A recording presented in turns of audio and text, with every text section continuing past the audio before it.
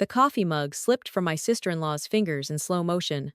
It hit the polished concrete floor of the restaurant's main dining room and shattered, sending ceramic shards skidding beneath the tables I had personally chosen, the chairs I had sourced, the pendant lights I had spent 3 weekends arguing with an electrician to hang at exactly the right height. Nobody moved to clean it up. They were all looking at my brother. Marcus had gone the color of old milk. "That's not possible," he said.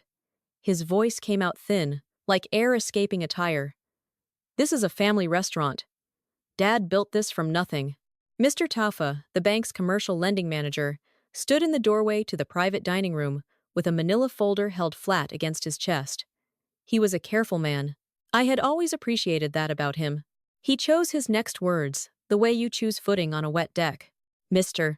Hinare, I think there may have been some miscommunication about the ownership structure of this property." He paused. "Perhaps we should sit down." I said nothing. I had been standing near the pass-through window, technically still on shift, a tea towel folded over my forearm. My access badge, the one Marcus had personally collected from me 40 minutes earlier, with the words, "We're restructuring roles, and your position no longer requires premises." Access was sitting on the bar in front of him. The electronic lock on the front entrance had just recognized my phone. Because the front entrance was mine, so was the cool room, the outdoor terrace, the storage unit out back, the car park, and every square meter of commercial kitchen that Marcus had spent the last 2 years renovating with someone else's money. Specifically, mine. Though he'd had no way of knowing that. I watched his face move through the stages. Confusion first, then a tentative, disbelieving anger, then something that looked like genuine fear, settling in underneath both of them, like a foundation crack. Our father had started this restaurant 31 years ago. A small Maori-owned place in the Waikato that served hangi-style meals and eventually grew into something the whole community knew. When he got sick 6 years ago, Marcus had stepped in to manage operations. I had been 22, finishing a business degree in Auckland, and Marcus had explained very patiently at the time that the practical decisions needed to be made by someone who was actually here. That was fair enough. I had been in Auckland. What was not fair enough was every decision that followed. I had come home after graduating. I had worked the floor, managed the bookings, handled the supplier relationships, rebuilt the website, negotiated the catering contracts, trained the new kitchen staff. I did the social media. I answered the emails at 11 o'clock at night. I covered Marcus's shifts when he went to Queenstown for long weekends he described as necessary recovery time. What I did not do, apparently, was qualify for any of the decisions that mattered. The lease renewal, the building expansion plan, the new menu pricing strategy, the conversation with the bank about restructuring the business loan. All of that went through Marcus and our cousin Dion, who had been handed the general manager title 18 months ago, despite having managed nothing larger than his own flatting situation. My title was floor coordinator. Marcus had created that title. I know this because I found the email he sent to the accountant about it. Just give her something that sounds official, so she stops asking about the management structure. I had not been looking for that email. I had been sorting through the shared drive for the supplier invoices I needed to reconcile the quarterly accounts, which was also apparently my job, just not one that came with an official title. The building had come up for sale 14 months ago. The family that owned it had held the property for decades, and the granddaughter who inherited it wanted to sell quickly and cleanly. The asking price was $1.4 million, which sounds enormous until you understand that the building was valued at $2. $1 million. And the land underneath had been quietly rezoned for mixed commercial use 2 years prior, a detail that had apparently escaped everyone except me, my property lawyer, and the one commercial real estate agent I trusted enough to call on a Tuesday afternoon from a car park 2 suburbs away. I had the money. That is the part that will require some explaining.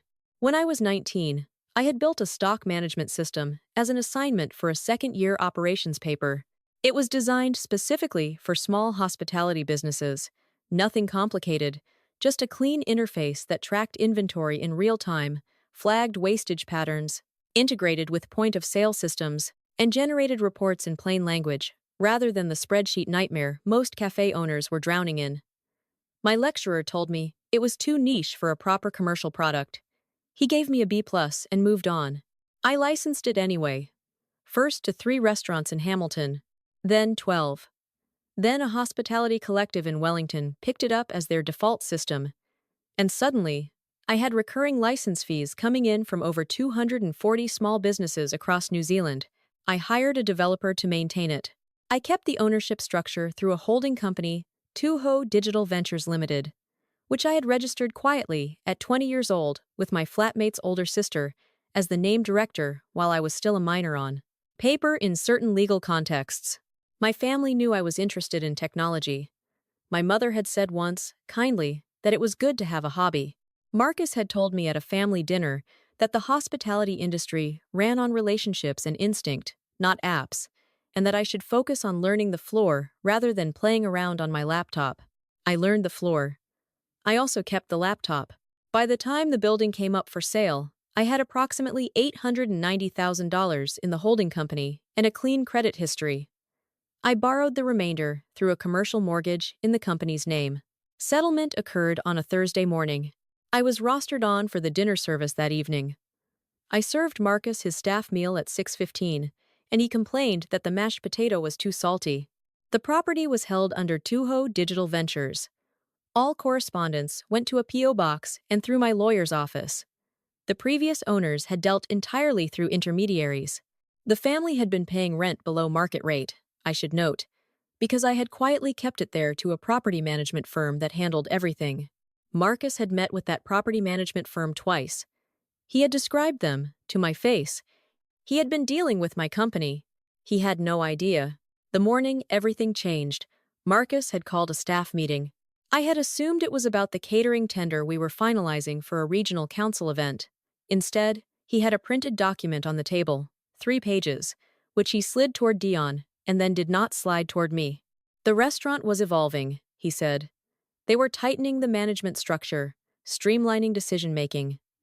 Dion would be taking on expanded responsibilities across operations and finance. There would be some role changes.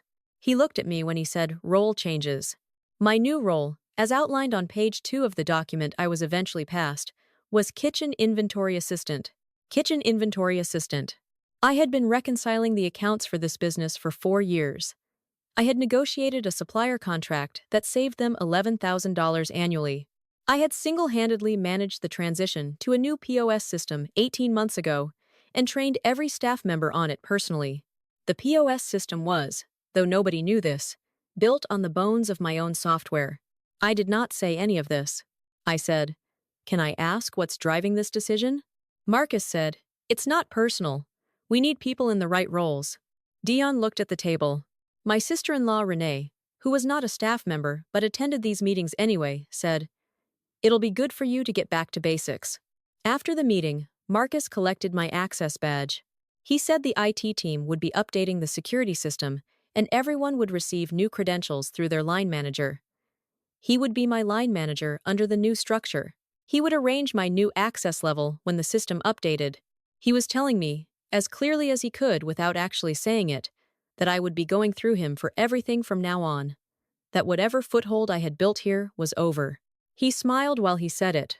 Not a cruel smile, which would have been easier to absorb. A satisfied one. The smile of someone who has resolved a problem they have been thinking about for a while. I went to my car and called Mr. Taufa. I said, "I think it's time to move forward with the review I mentioned.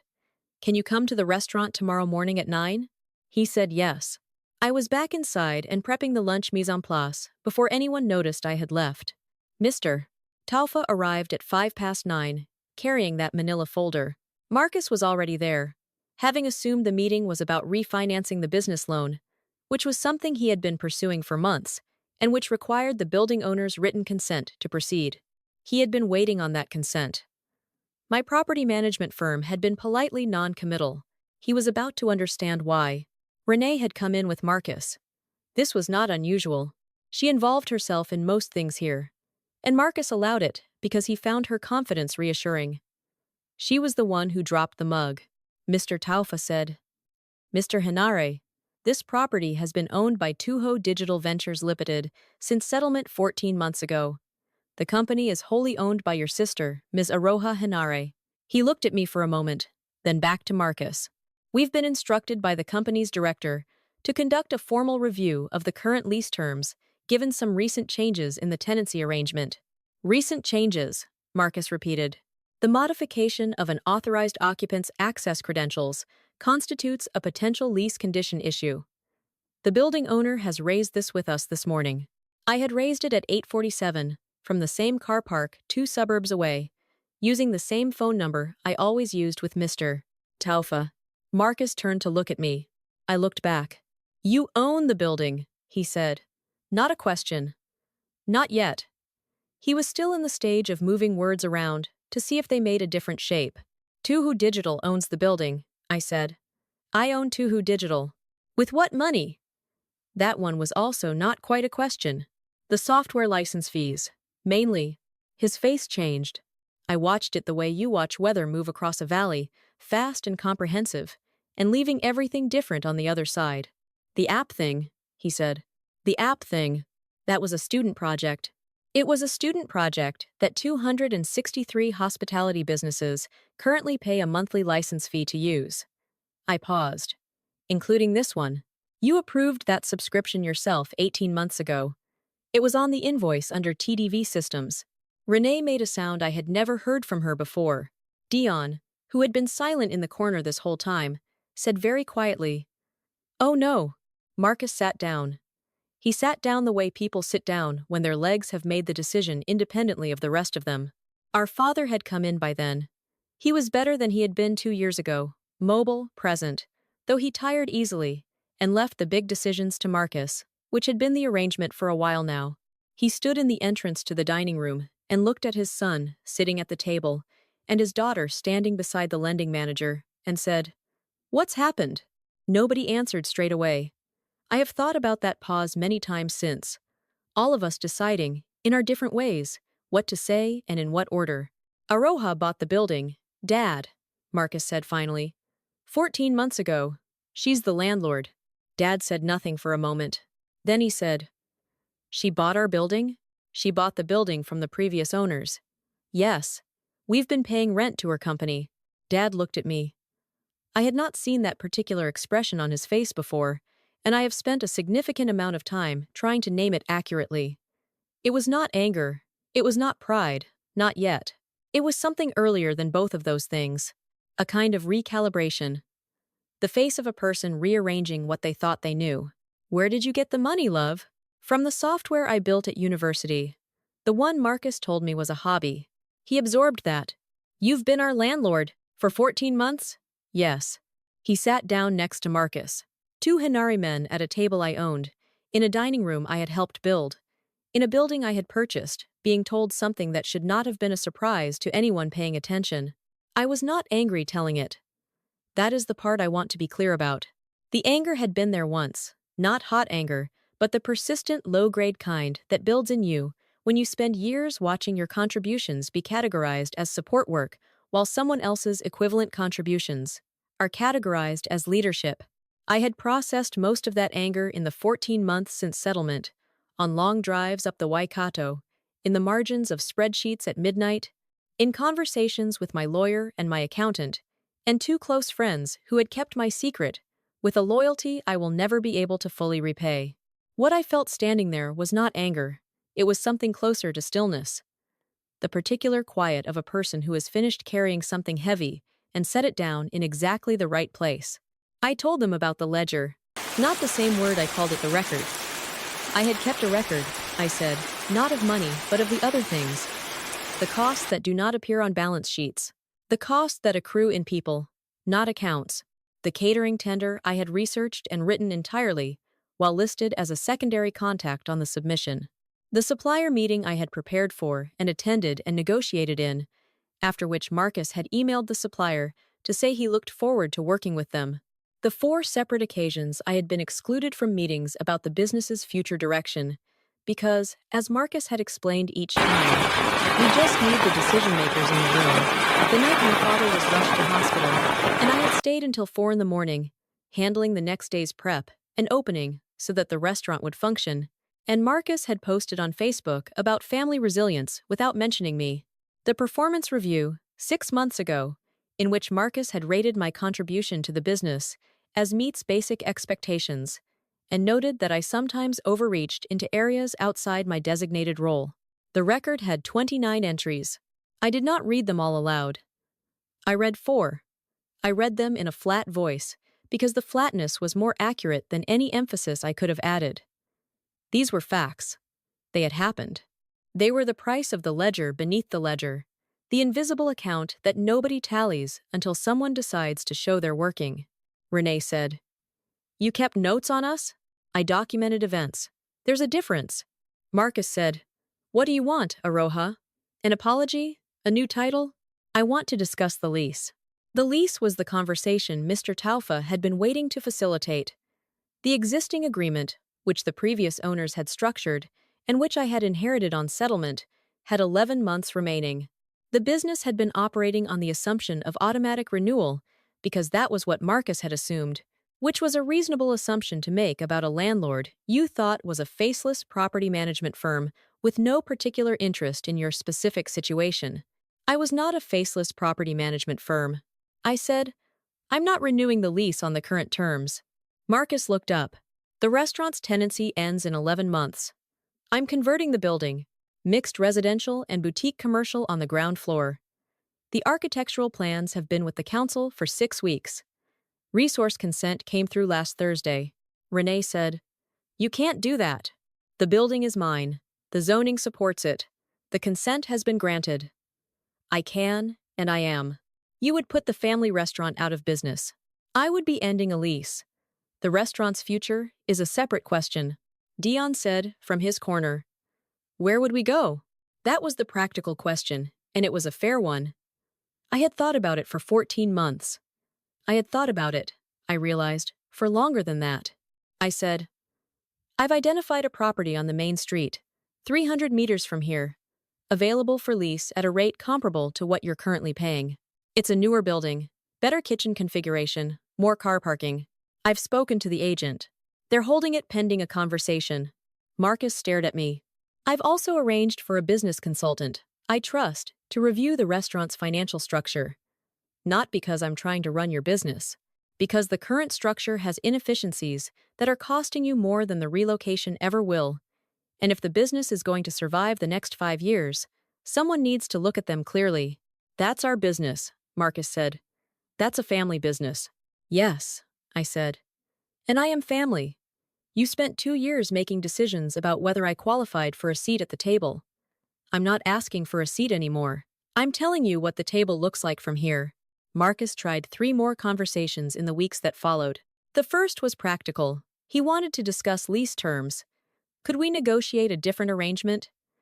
I said those discussions needed to go through my lawyer, and I gave him the contact details. The second was emotional. He called me on a Sunday evening and said he was sorry, that he had underestimated me, that he had not understood what I was building. He sounded genuine. I told him I appreciated him saying that and that I would think about it. I did think about it. I thought about it for 3 days. Then I rang my lawyer and confirmed that the development timeline was proceeding as planned. The third was our father. Dad came to my flat on a Wednesday afternoon with a bag of the feijoas I had liked as a child. We sat at my kitchen table, and he did not make excuses for Marcus, and he did not ask me to soften anything. He asked me questions, careful, specific questions, in the way that he had always thought before speaking, a quality I had watched my brother fail to inherit. He asked how long I had been building the software business. He asked what the holding company structure looked like. He asked whether I had had help, or whether I had done it alone. Mostly alone, I said, until I could afford to hire people. He was quiet for a moment. Then he said, "I didn't come to your graduation." "No. I should have come." "Yes." He turned his mug in both hands. "I don't have an excuse. I knew you were graduating. I didn't understand what it meant. I thought it was." He paused, and I could see him being precise, the way he was precise when something mattered. "I thought it was a step in a direction, not the thing itself. I didn't know you were already building." I said, "I needed you to come anyway." He said, I know. We sat with that for a while. The Fehoas sat between us on the table, and outside the window. The Waikato afternoon did what Waikato afternoons do, which is turn golden in a way that makes everything look more resolved than it is. I said, I'm still not changing the development timeline. I'm not asking you to. The restaurant can survive a relocation. The building Marcus found is actually better positioned for foot traffic. I looked at the data. Dad said, Of course you did. Something in his voice was different. I had heard my father's voice in all its registers for 28 years. This register was new. Or perhaps it was very old, and I had not been in the room when he used it. It was the register of someone who has realized they have been looking at a thing from the wrong angle for a long time. The development began the following autumn. The building that had housed the family restaurant for 3 decades was closed on a Friday night after a final service that the community turned out for, in numbers that surprised everyone except me. I had lived in this community my whole life. I knew what the place meant to people. I had made sure the send-off was worthy of it. The conversion took 9 months. I was on site most days, not managing the contractors, I had professionals for that, but present, watching the bones of the building reveal themselves as the old cladding came off. Understanding, in a physical way, what it meant to own something, not the certificate or the bank record or the legal document, but the weight of it. The responsibility of a thing that other people will live inside. The new building opened the following July. 12 apartments, 2 boutique commercial spaces on the ground floor. One of those spaces was leased, before the development was complete, to a new restaurant. The lease was negotiated properly, terms documented clearly. Rent set at market rate with a standard review schedule. The tenant was my father, not Marcus. Dad had wanted to restructure. Wanted to go back to something smaller and more direct. The original version of what he had built before it became about management hierarchies and expansion plans. He found a business partner from his network, someone who had wanted to work with him for years. He asked me, formally, through my lawyer, whether I would lease him one of the ground floor spaces. I said yes. I also said the rent was non-negotiable. He said he would not have it any other way. Marcus relocated the original restaurant to the premises I had identified. The business consultant's review revealed exactly what I had suspected. A payroll structure that was carrying 2 roles that had been created rather than needed, and a supplier arrangement on the dry goods that had not been reviewed in 4 years. The consultant's recommendations were implemented over 6 months. The restaurant's margin improved by enough to absorb the higher rent at the new location. Dion was moved into a genuine operational role, with specific accountabilities and a performance framework. He told me, months later over a coffee he had asked me for, that it was the first time in his working life he had understood what his job actually was. I told him that clarity tends to make things better for everyone. He agreed. We have had coffee several times since. I attended the Regional Business Awards the following spring. Not as a nominee.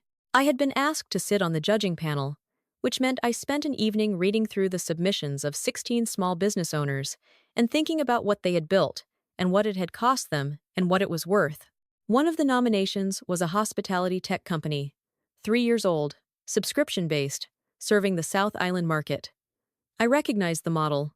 I recognized the problems it had solved because I had solved the same problems 8 years earlier on a different island.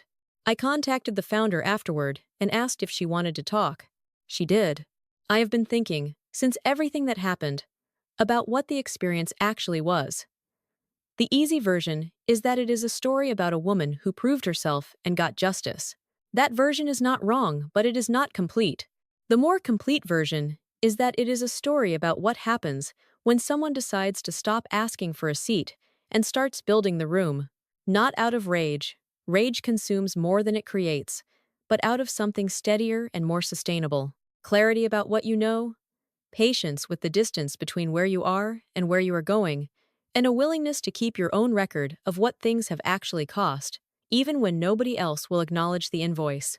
The security system at my apartment building is biometric. Fingerprint entry, camera at every access point, remotely managed from my phone. Nobody decides who I am or where I belong. I sorted that out for myself. There are things worth remembering from a story like this. Not lessons in the tidy sense. Life is rarely tidy, but observations from someone who has been in the middle of it. Dismissal is not assessment. When someone tells you that your work does not count, what they are usually communicating is that your work does not count to them, in this moment, given what they currently understand. That is information about them, not a verdict on you. Document everything, not out of suspicion, but out of respect for your own experience. Your account of events is as real as anyone else's. You are allowed to keep a record. Ownership changes your position in any room. This is not only about property, it is about intellectual ownership, ownership of your expertise, ownership of your own narrative. People treat you differently when they understand that you own something they need. Build things you own. The patient path is not the passive path. Choosing to wait, to build quietly, to avoid the argument you have every right to have, that is strategy, not weakness. Some of the most powerful moments available to you are the ones where you simply let reality arrive on your own timeline. Family is not exempt from accountability. Love and accountability can coexist, and in healthy families, they must. The people who love you are not automatically entitled to treat you in ways that cost you, and allowing that cost to accumulate indefinitely helps no one, including them. And finally, build things with good bones. Whether that is a building or a software product or a relationship or a version of yourself, start from a foundation that will hold. The exterior can change. The market will change. The people around you will understand you differently at different times. But if the bones are good, the structure survives. Mine did.